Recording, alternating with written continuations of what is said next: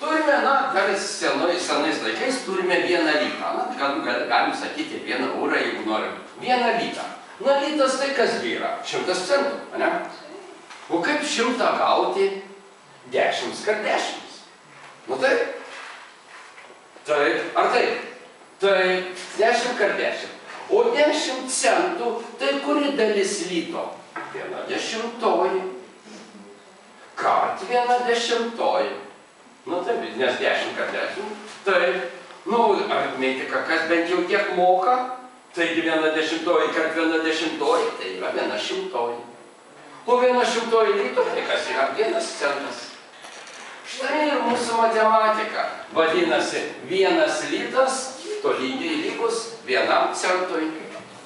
Nu taip, nu, jeigu kas matote klaidų, prašom pasakyti. Nu, netiesiog, tiesa.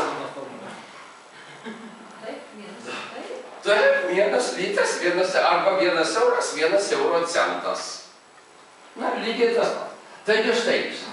Ir čia viena smulki mažutė klaidelė. Na, kas gali, kas mato šią klaidelę?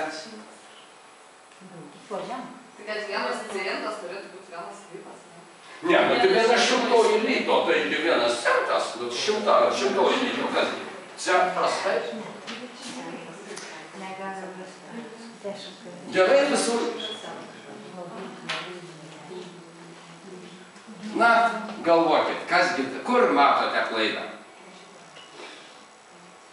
Ten, kur 10 kart 10, tai nelygu 1/10. O kodėl 10 kart 10? 10 kart 10 bus 100 centų, čia tik 10 centų. 1/10, tai padalinam 100, nu. Nes pavertė dešimtmanas. 10 kart 10. Na, dabar gerai, pasižiūrėkime. Pasižiūrėkime štai. 1 litas. Nu, 100 centų. Tinka. Tinka. Nu, 100 centų, 100 tai yra 10 kart 10. Centų 10 kartų 10. Bet va čia ir yra klaida. Ne 10 centų kart 10 centų, bet 10 centų kart 10. Reikėtų rašyti ne 10 centų kart 10 centų, o 10 centų kart 10.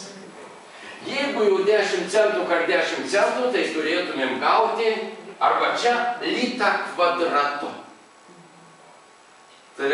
Labai maža klaidelė, daugelis kas nepastebi, todėl matematika ir ugdo pastabumą. Va čia yra didelis pastabumas. Einame toliau. Matematinė mislė. Užbraukite bet kurią kryptimi tik vieną tiesią liniją ir gaukite teisingą lygybę. Štai turim 5 + 5 + 5 yra lygu 550. Reikia užbraukti vieną, kaip sako, bet kurią kryptimi tik vieną tiesią liniją. Na, matematikai, būsimieji. Paširkimas. Lygybė daro. Tikrai taip. Nelygu.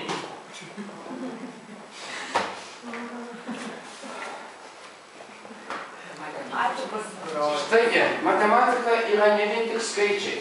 Iš tų skaičių, matematinių skaičių, mes galime daug ką sudėti. Jūs tikriausiai visi pastebėjote, kaip matematika tiesiog pastebit akivaizdžiai, ko net nebeįsisavinate. Pavyzdžiui, mūsų garsioji Vilniaus katedra. Tai yra labai simetriška. Tiek vienoj, tiek kitoj pusėje. Bet nueisime į kokią bažnyčią. Simetrija garantuota. Taigi matematikoje simetrija yra labai, su matematika simetrija labai susijusi. Šiek tiek dabar atsipalaiduojant nuo šitos visos matematikos ir mes pasižiūrėsime apie simetrijas. Merginos man paskaitys dar šiek tiek, ir paskui. Tai apie matematikos grožį. Dažniausiai skaičiai, formulės, įvairius matematiniai veiksmai mums sukelia tik šypseną, kai nelabai mokame matematikos ar primena darbą. Neretai girdime sakant, jog matematika tik sausi skaičiai, tačiau ar tikrai? Pasižiūrėkite ir galbūt patys nustebsite, kiek grožio slypi paprasčiausioje matematikoje. Taigi, štai dabar ir pasižiūrėsime mūsų tą matematikos simetrija.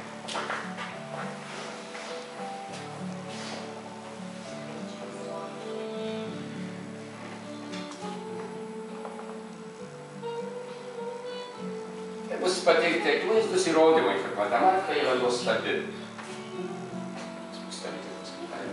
Štai matote, kokia graži simetrija. O čia kita simetrija.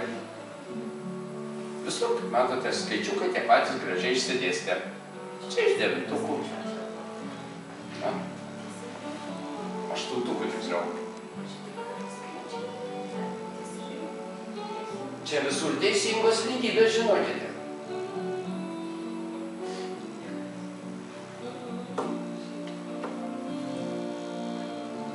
Štai kaip matematika susijusi su lietuvių kalba. Pamatysime. Štai nesunki matematikos formulė, ji gali padėti atsakyti šiuos klausimus. Abėcėlę matome. Ir skaičiai eilės tvarka išsidėstė. Kas ką atitinka? Sunkus darbas užima 98%, o žinios 96%. Bet požiūris užima 100, sudaro 100%. Taigi galime padaryti matematinę išvadą. Sunkus darbas ir žinios suartina jūs, o požiūris sutelks ir nuves reikiamų kelių. Tai va, štai tiek gražiosios matematikos. Aišku, čia tos matematikos yra labai nedaug, mažas gabaliukas to grožio.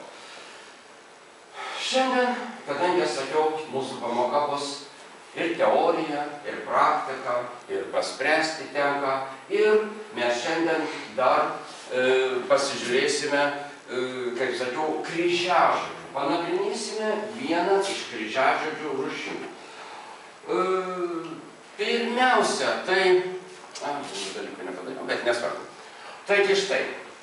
Internetiniuose šaltiniuose sutinkamas toks klasikinis kryžiažodžio apibrėžimas.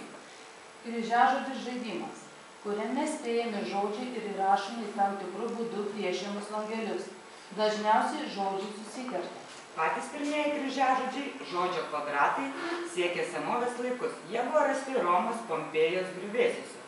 Žemiau pateiktas žodžio kvadratas, kuris buvo rastas Pompėjuje. Jis yra neįprastas, kadangi gali būti skaitomas bet kuria kryptimi. Štai šitas žodis kvadratas. Kaip norim, taip skaitykim. Kryžiažodžiai yra laikomi populiariausiais ir labiausiai pasaulyje paplitusiais galvosūkiais.